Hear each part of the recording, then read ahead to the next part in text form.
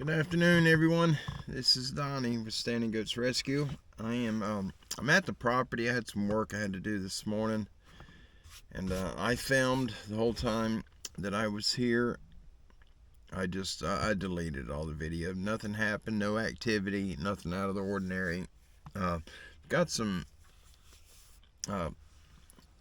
caught quite a bit of different animals on the trail cameras, and I may share some of them pictures with you. Nothing out of the ordinary, but got a big bobcat, a huge coyote, and multiple different deer and raccoons and squirrels and a rabbit and a little bit of everything. And I may end up adding some of those pictures just to give you guys something to look at. But I've got the articles with me. They're on the four-wheeler. I'm taking a break for a minute. It's 11:35 or 11:40 in the morning. And as soon as I'm done resting for a second, I gotta eat some crackers so I can take my blood pressure medicine. That happens when you get old and beat up. But I'm headed over to the creek. I'm going to film some articles. And I think I'm going to do something that I have not done. I haven't ever done. And I think I'm going to try to go to Jeff's Corner and film it over there. We'll see what happens. The camera is most likely going to act up again. It usually does over there. And so what I may end up doing is just I'll go over there, and as long as nothing happens, I'll film the articles there. But then I'll go to the other end of the creek where I normally do it, and I'll film the same articles over there.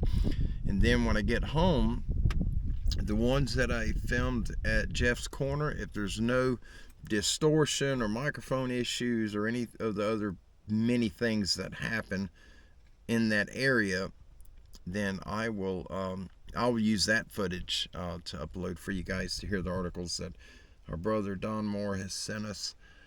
But just give me a few minutes. I'm going to take a break, rest up. I'm charging my microphone battery up, and I've got 3 batteries on the camera. I'd run that one down to 8%, so I'm going to let it charge for about 15 minutes. I think it takes about 30 minutes to get it up. It doesn't take long, and I've been here about 10.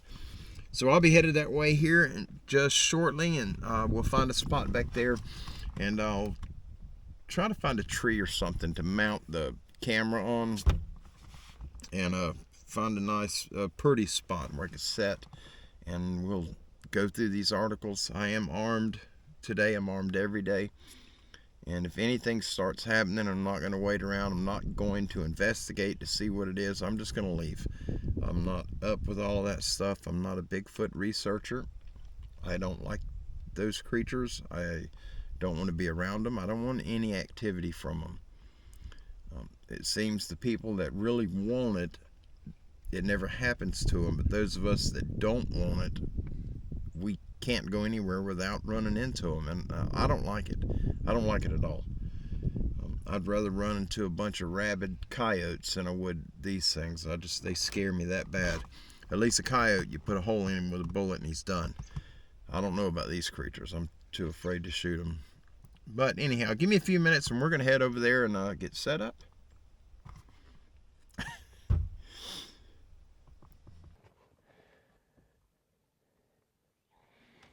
All right.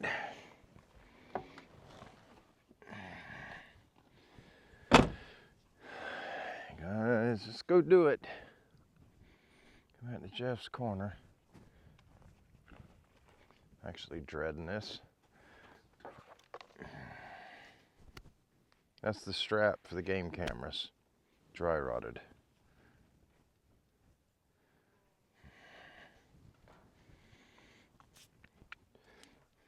Alright, see if we can get back here to Jeff's Corner without issue.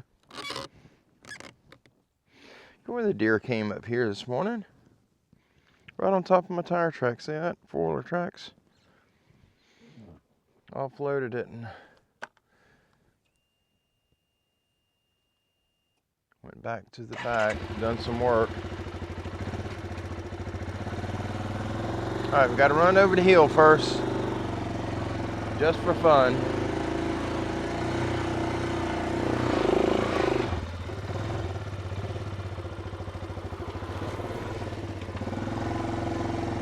Alright, that was fun.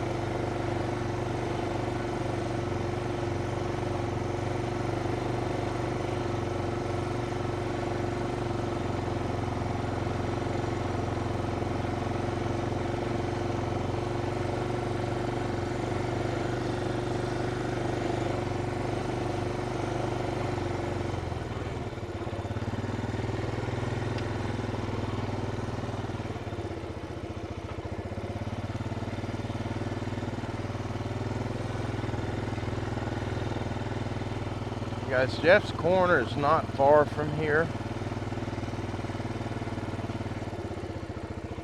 It's back there, but we got to get to it this way.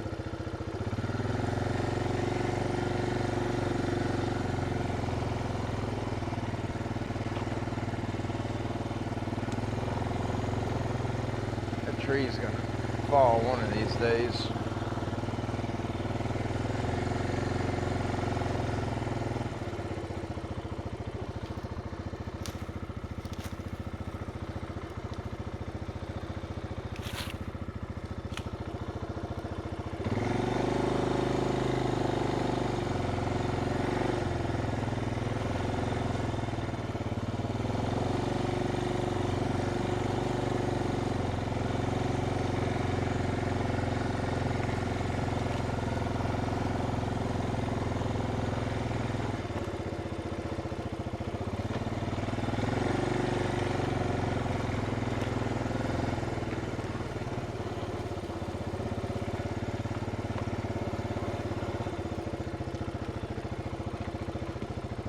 Guys, normally we go that way.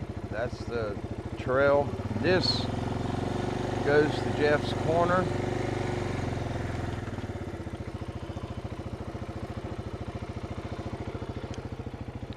Move this stuff out of the way.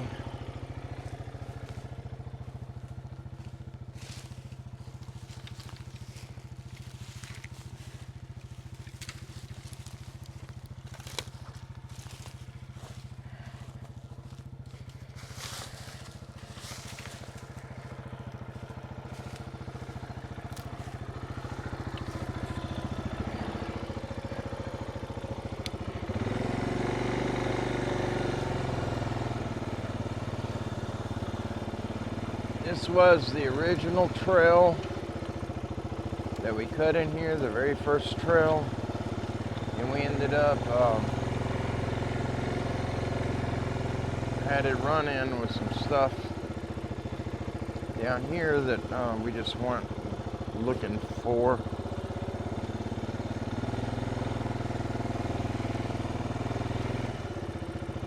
Once they get down right here, Jeff's Corner is right there. It starts right there at that oak tree. That pine and oak tree here, and that pine right there in front of us. You go right past that, you're in Jeff's Corner.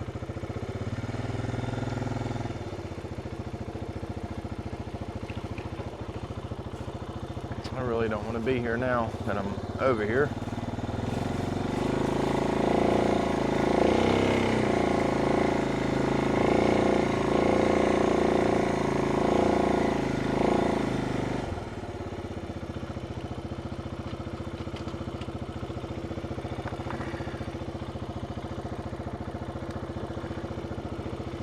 I'm gonna run low range 4-wheel drive so we're not spinning everywhere.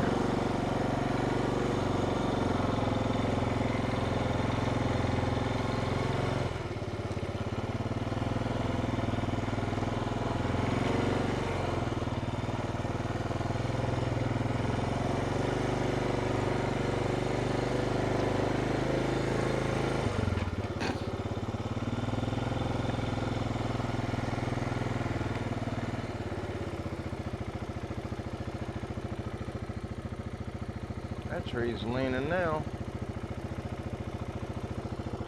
I'm gonna cut that one.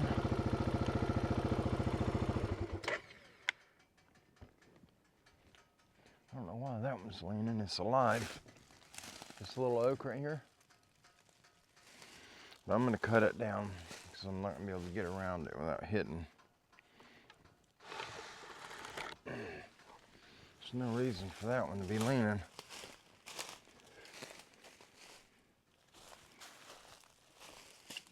We gotta go right back here. Boy, I don't like being over here.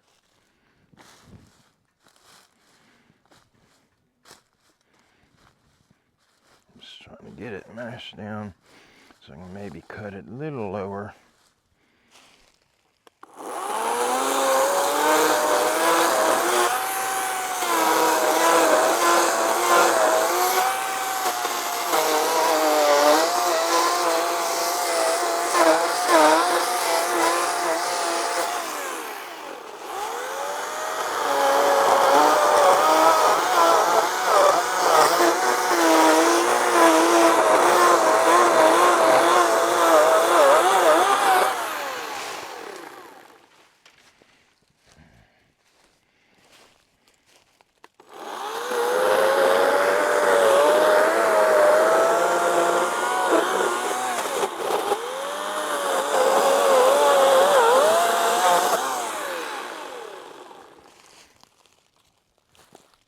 Golly, that little thing's heavy.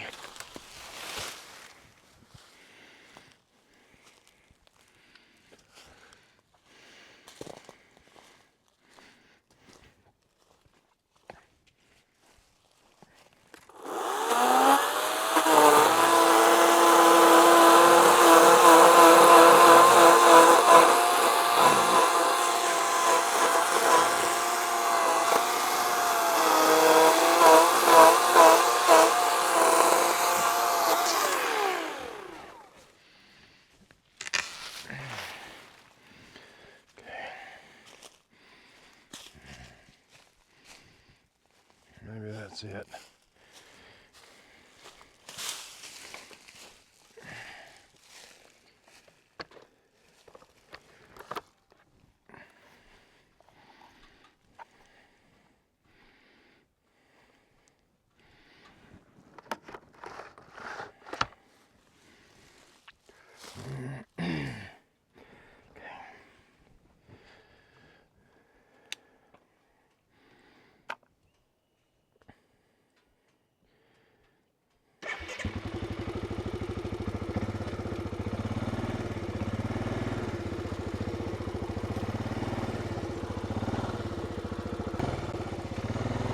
I hate this hole right here.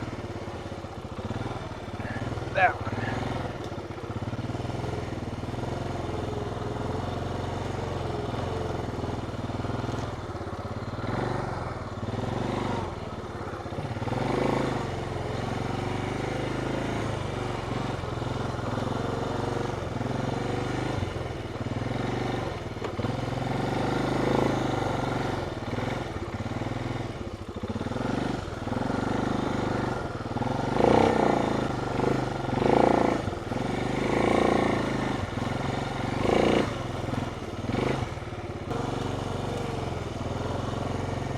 Creek is right down in there.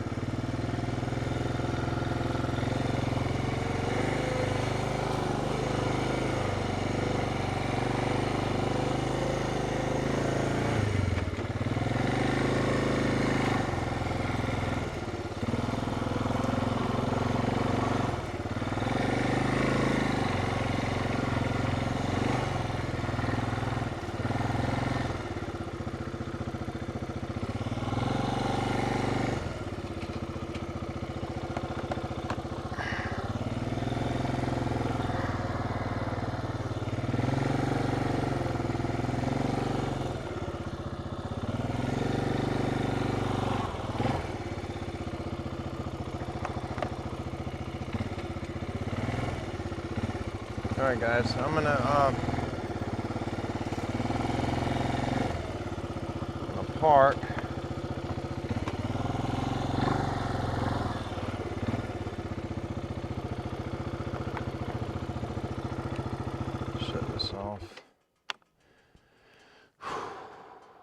right.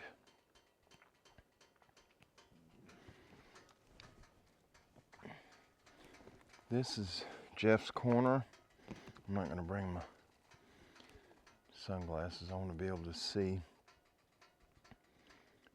But we are in the middle of Jeff's corner. Further you go that way, the thicker it gets. And right here at the creek, you can't even get to the creek. It's really, really thick in there. There's one little spot right up here you can get to the water. It's pretty. It's really pretty. But here, let's walk up here. I want to show you guys, so we can kind of get an idea of what it looks like in here. I hate being here. I'm sick to my stomach right now.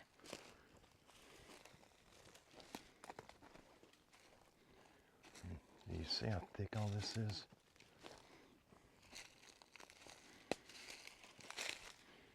Everything's folded over. You see how this tree right here is bent? There's nothing on it. There's nothing laying on this tree. That's a pine. That tree, the oak, with it, look how it's laid in between all this other stuff. Look at that. It's like, this whole area is like that. See all the trees down through here? You used to be able to go through right here. You could ride the four-wheeler in here and go right straight through, and all this stuff now is laid over. You can't. But you could go all the way through. About 70 yards or so in there was the end of the trail as far as you could go. But now you can't even get through there at all. This is our stopping point right here. Crazy, isn't it? All right, guys, I'm gonna grab these articles and we're gonna get set up. And this tree right here, just so you know, this tree right here is not growing. It's just a topped one that's stuck in the ground. That tree was already down, this one. It's been down since we got the property. We just drive over the top of it with a four-wheeler. But all this other stuff, like that big tree there, that one was straight.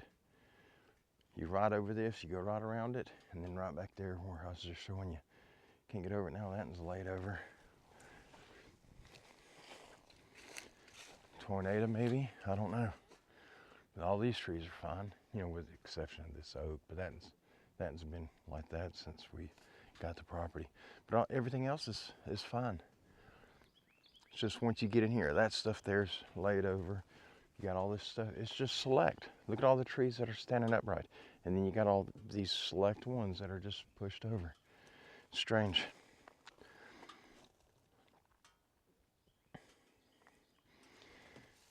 I'm gonna grab my glasses right here. My readers. I don't see so good. So I gotta put me some lookers on so I can look around and see. All right, guys, this is pretty long.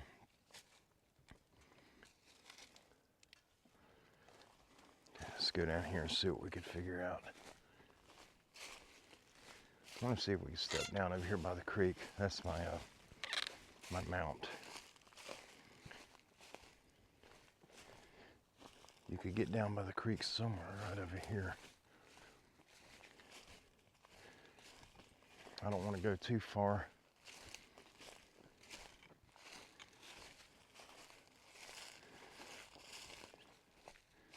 Just because I get really scared up in here.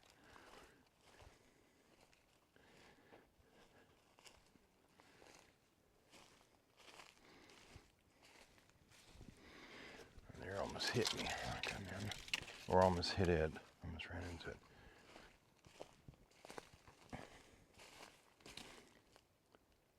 Oh, it doesn't look like you can get to the creek now. This area right here, I want to clear this out. We're going to clear all this out. But this area we want to clear out of everything. Take the stumps up and just take everything out of the ground to where we have sand. We're going to make a beach out of this.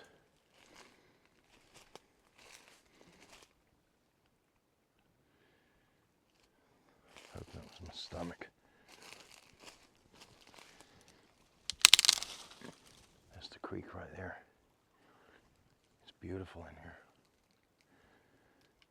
God, it's creepy.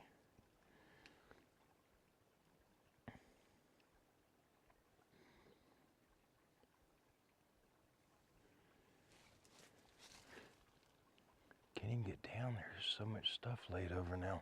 This was open, you could see it. You could see the creek really well.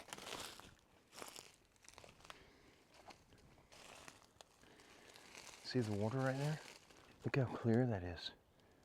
Man, that is so pretty. So beautiful. And it goes right back up in there. See how thick this stuff is? I mean, some of that stuff's 20 foot and taller. I'm not gonna go right here. I don't feel right.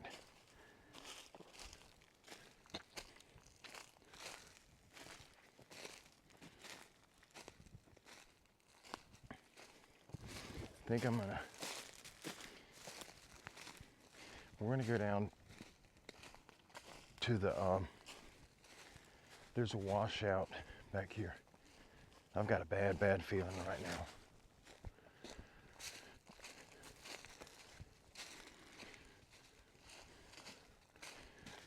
My heart is racing. Yeah, I'm not gonna do it here. I'm sorry guys, I thought I could.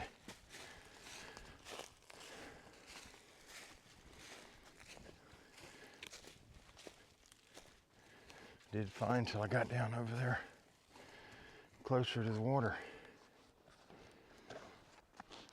I'm really freaked out right now, like abnormally freaked out.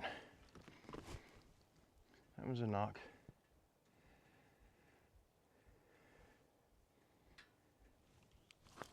All right, we're moving. I ain't doing this.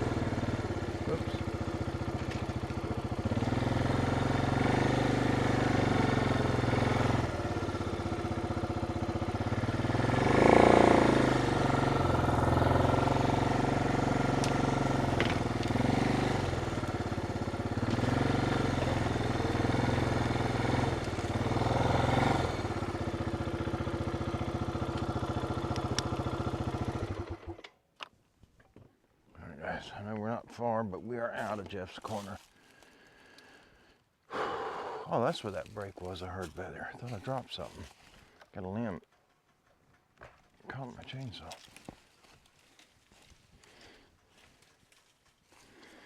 All right, I'm sorry about that. I don't know what came over me, but a little more than I could bear. Only human.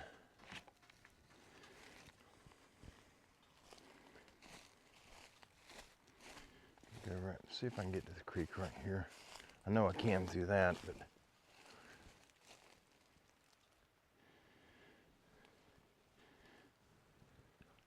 it's a waterfall right here. I can hear it.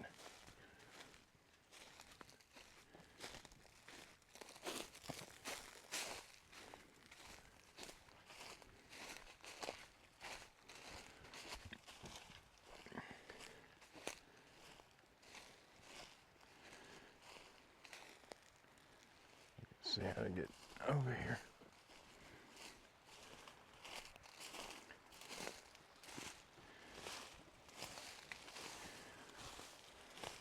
It's creepy over here too, but I don't have that crazy feeling of, it's just a feeling of being in severe danger. I'm trying to find where we can get down closer to the water.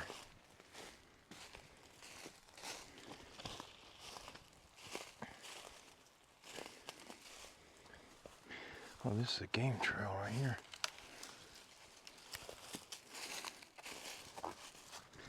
Yeah, pretty well used game trail too. Look at where they're coming up out of the creek right here. Wow. Man, this is pretty. Yeah, there. They've got it beat down. Where are they coming down at? They're coming up right here, but where are they? I don't know how they're getting down there. Unless they're walking through the water. Alright guys, I'm going to get set up right here. Stand by.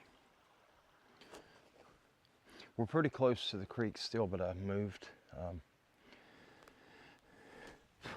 It was getting a little too loud over there with the sounds. I moved right here.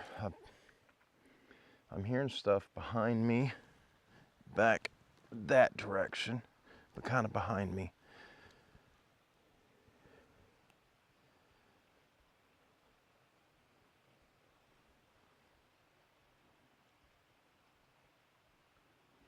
I don't know what it is, but just keep your eyes out that direction, please.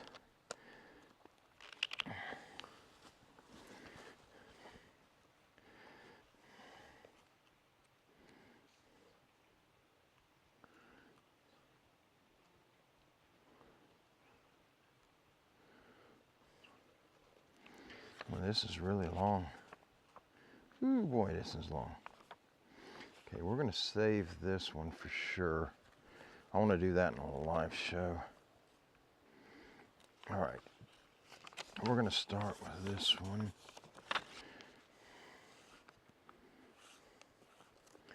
It's creepy over here too. I just can't win for losing. All right, we're going to get started with this. I don't know how long I'm going to be able to stay over here.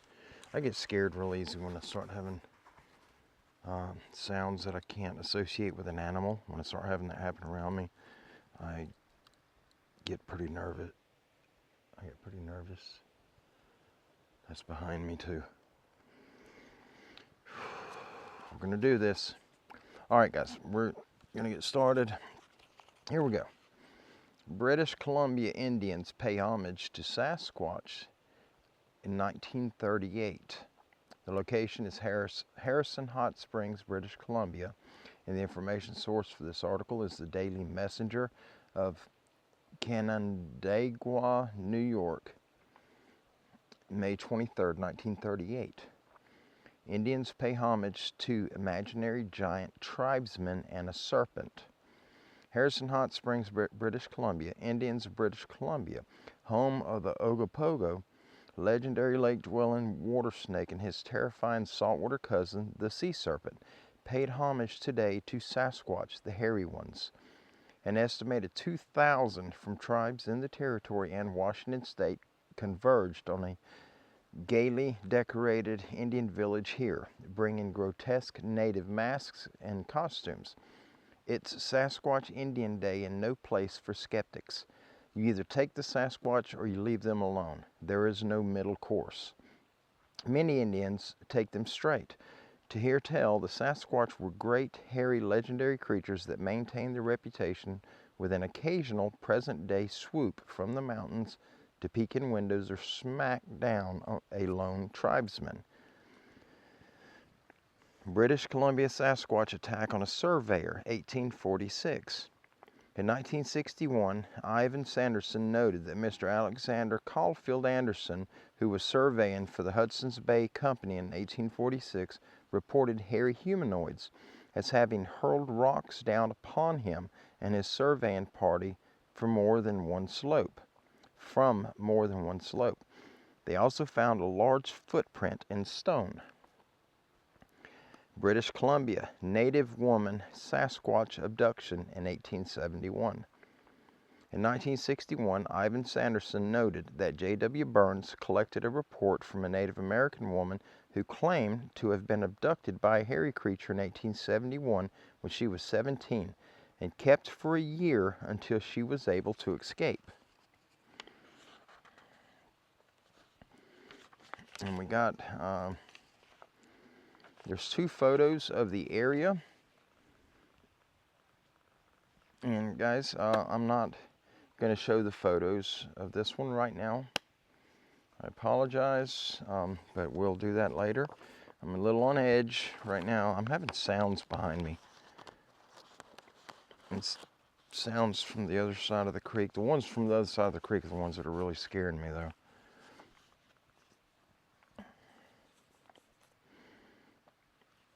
All right, this one here, let me see, this looks a little long. That's right, we're gonna work it in. I hope you guys are hearing that. I should have brought that other microphone and mounted it over there by the creek. Maybe it would catch it. All right, let me see. This has photos of the area, it looks like. Yeah, photos of the area.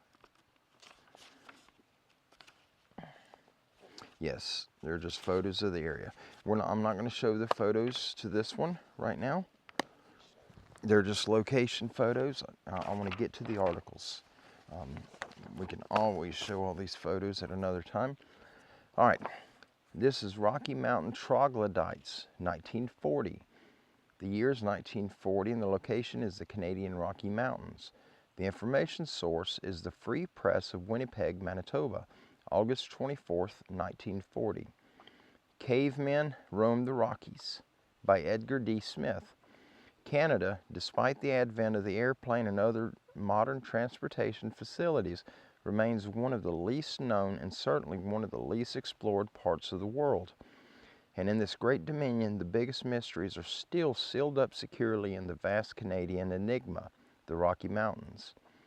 Lake Okanagan in British Columbia is reported to be inhabited by a second Loch Ness monster, the Ogopogo. Alberta is supposed to have a tropical forest, and now again from British Columbia comes the strangest and weirdest tale of all, that of the troglodytes, the gigantic and prehistoric cavemen who dwell in the loneliest mountain ranges.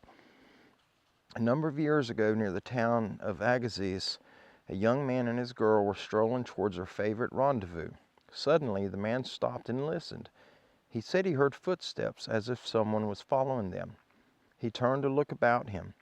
A second later, both he and his companion were almost shocked out of their wits. Only a few feet behind the two stood something. It glared at them and snarled from a hideous gargoyle face.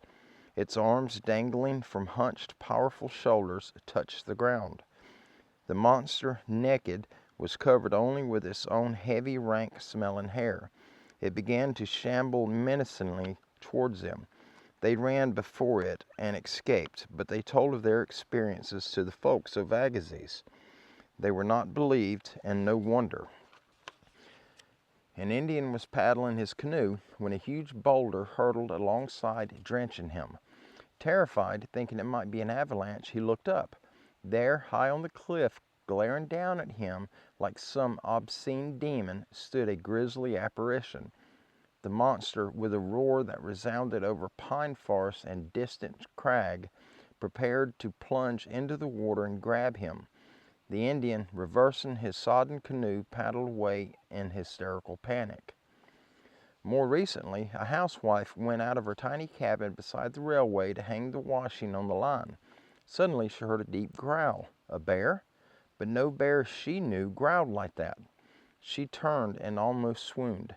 A huge, enormous monster was glaring at her from the edge of the clearing, but it made no effort to molest her. Instead, it turned and vanished. These were all actual witnesses. Many more similar testimonies could be compiled. For according to report, the cavemen have been noticed quite often during the last 30 years, and yet the idea of a Neolithic race of troglodytes infesting that region is scoffed at by most people. One explanation given is that the so-called monsters are in reality only bears, bigger brutes than usual that have come down from some of the remote ranges.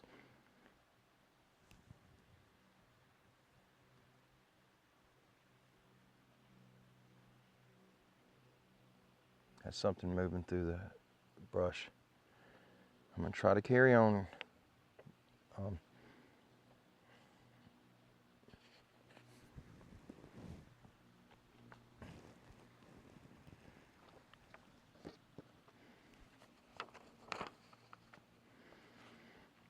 I'm sorry, guys. I've got my sidearm in my lap right now. That's close. I don't want it aiming at me. I'm sorry, let me back up.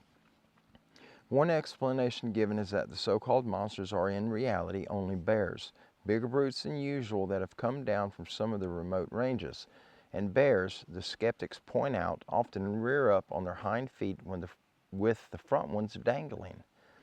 A bear doing this might quite easily be mistaken for a huge man under certain circumstances, especially by impressionable or nervous people, like me right now. But ridiculing this bear theory comes the opinion of the archaeologists. They say there is no doubt that such a tribe of semi-human giants could exist. Traces of such another race of huge monsters have been discovered in other parts of the world, notably in the highest peaks of the Himalayas and northern Mexico, where guides take the curious to caves and point out various and absolutely undeniable proofs. The archaeologists' task is to prove that a similar race of giants dwell in the Rockies. According to those who have seen the cavemen, the creatures are enormous, twice the size of the average man and varying in height from 7 to nearly 8 feet. Each monster having the most terrifying, repulsive, and savage expression. And so established has the fact of their existence become that they are now referred to as the Sasquatches, the hairy ones. Guys, I don't know if y'all heard that knocking. That was across the creek again. Behind y'all, where you're watching me from, is behind the camera back in there. That's where I'm hearing the movement too. The Indians have their own ideas about them. They believe that the Sasquatches are a Neolithic tribe of mountain troglodytes who inhabit only the loftiest and remotest peaks of the Canadian Rockies and who congregate in vast reunion every 4th year. And they dig back into folklore and tell how Chief Calling Loon of the Lonely Pool warned his people many, many months ago, even before the white men came to the trolls, even before the white men came, of the trolls who infest the slimy depths of lonely lakes. Might these legends account in part for the Ogopogo and of the bad Manitou who dwells on the solitary snow cap? The presence of these troglodytes has long been a source of powwow, fact or fable, around Indian teepees. One tribesman, it is said, suggested that a special totem pole should be raised to placate the anger of these creatures. However, despite the testimony of archaeologists, of the Indians, and of those witnesses who swear to having seen the monsters, the Vancouver Museum discredits the whole idea, and in doing so has aroused much criticism. The scientific staff has been urged to at least make some investigation of the rumors. For many people firmly believe that something should be done. As a popular English magazine once commented about the vast unexplored regions of Canada, the possibility of a Sasquatch tribe living is very great. If the tourist should ever visit this part of Canada, he should be sure to look for smoke on the mountains, thin wraith-like spirals emanating from the summits of the most distant and loneliest ranges. These fires, the guide will inform him, are those of the Sasquatches. Everyone in those parts has noticed them before, often. Another trip, the visitor should not go roaming in certain parts of the forest after night has fallen, not unless he is with someone else who knows the country, and each would be much safer if he carried a high-caliber gun. Men have disappeared in the Rocky Mountains. They have vanished, and no trace has ever been found of them again. If marauding animals had attacked them, the question of their fate would be easily answered. Therefore, it is asked, were Sasquatches responsible? Most of the Rocky Mountains is yet an impregnable barrier, a mighty unsolved secret. What lies in some of those deep gorges and some of those long valleys, awesome abysses, chasms, and mist-wrapped mountain peaks, not to speak of the silent depths of verdant forests. Will their impenetrable mysteries ever be known to men? Finally, there is this last witness, the hermit, who, cleaning his gun late one night in his mountain shack, heard a weird wild cry that echoed over the precipices and chasm, and which brought him hurriedly to the door. But when he looked around, all was quiet and still. Only the last echoes of that fearful howl, ringing bleakly from scarred cliff to towering crag, disturbed the tranquility of midnight. It was not an animal, said the hermit. No animal could have made a noise like that. A Sasquatch, then? Only the Rocky Mountains know the answer, and they are strict guardians of that secret. Wow, that is pretty interesting. Guys, I'm getting a lot of noise back there behind the camera right now. I don't think this microphone is going to pick it up. I got this microphone inside of my shirt.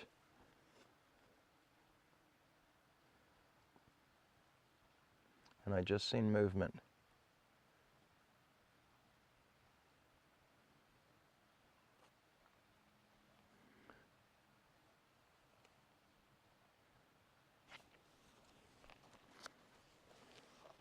All right, I'm done right now. I'm not doing this.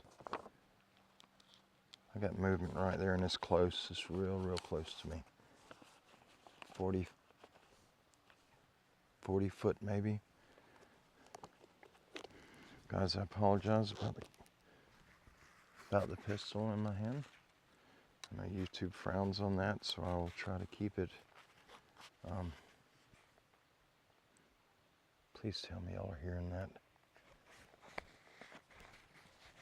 I've seen movement right there, but I'm hearing movement right there. And right there, I'm getting out of here.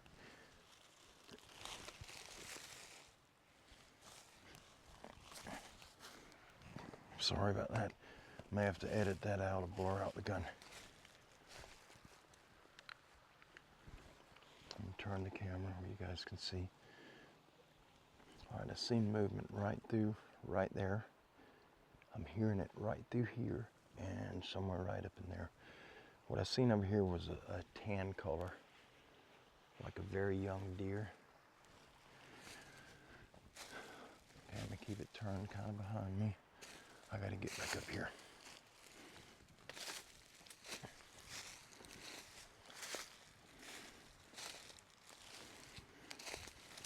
Ooh, got caught.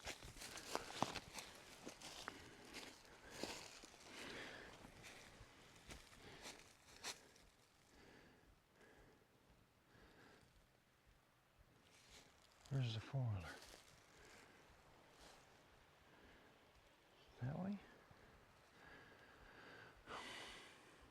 Burn it.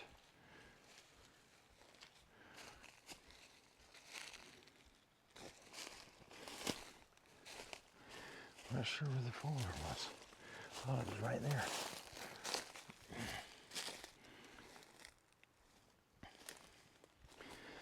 Oh, I see it. Gee whiz. Ow. Grab my arm. Right here.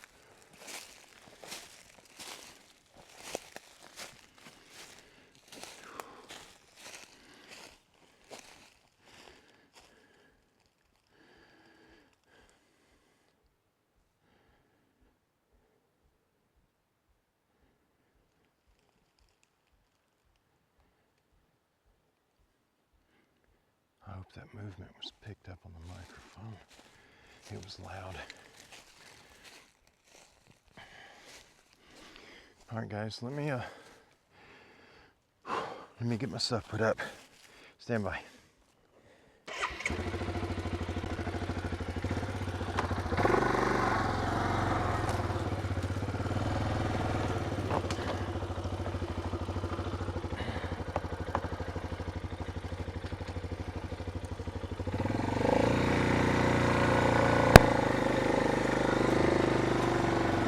All right, getting out of here.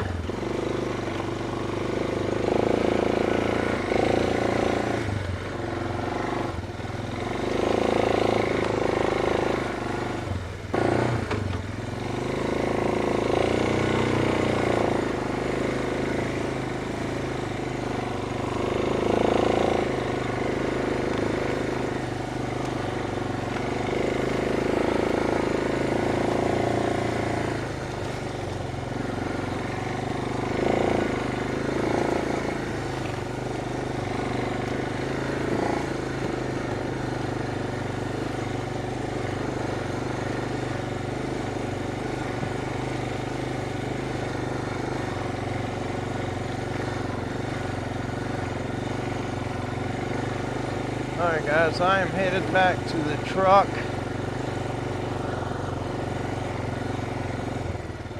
I've had all the excitement I could take for one day.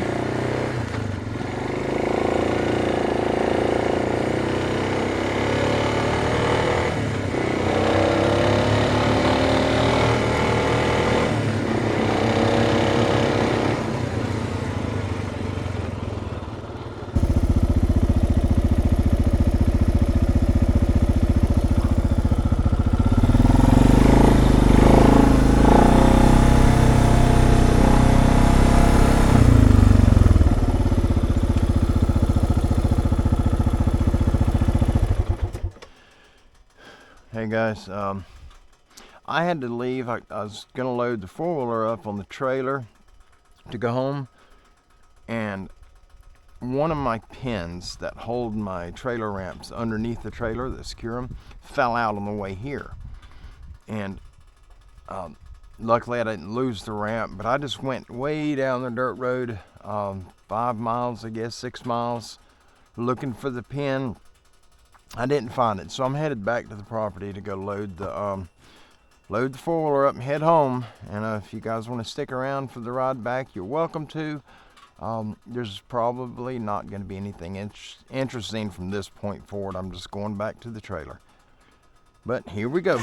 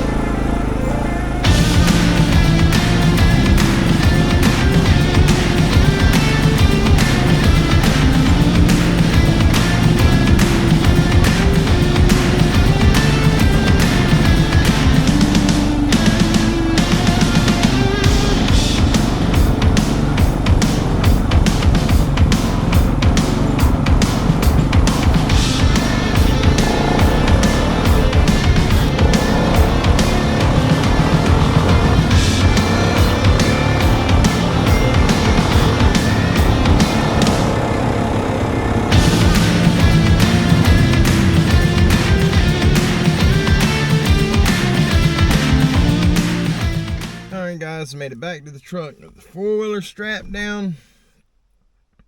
I'm going home. It's getting hot. It's getting quite hot out. It is 78 degrees right now, and it's 1:39 p.m. But I am headed to the house. I'm sorry I wasn't able to read the articles over in Jeff's corner, but I can't deal with all that. Every time I go in there, there's a very strong feeling. It's almost like a presence, a feeling of a presence on you. It's extremely uncomfortable. Brother Connor, Brother Matt from Supernatural Spectrum, and you guys know Connor from Bigfoot Anon. They both, I took them to Jeff's corner. They got to experience it themselves. There's something in the ground, in the water, in the environment. I don't know what it is, but something in there interferes with your body, your electronics. It's just a weird area. And I got the feeling I got today wasn't the normal feeling you always get. I had that feeling, but I had this immense fear just start consuming me, and I had to get out of there. It scared me.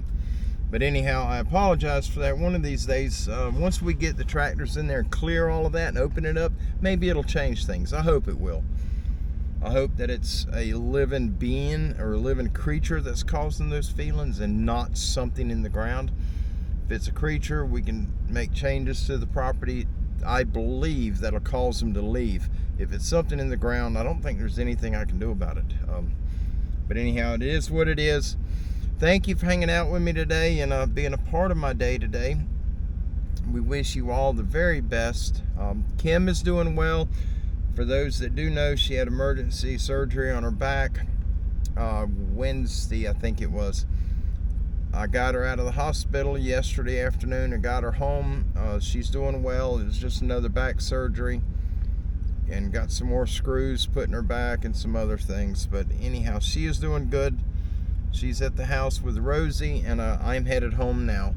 I had to come up here and do some work today, and while I was up here, I wanted to go ahead and do the articles. And I went to try to find the pin that I lost to the trailer with no success, but there's fresh four-wheeler tire tracks going all the way down the dirt road, all the way up to where the pavement starts, and I'm sure they probably seen it laying in the road and they grabbed it. But it is what it is. I'll get another one.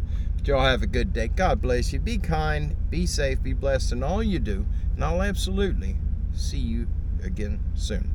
I love you all. See you next time. Bye-bye.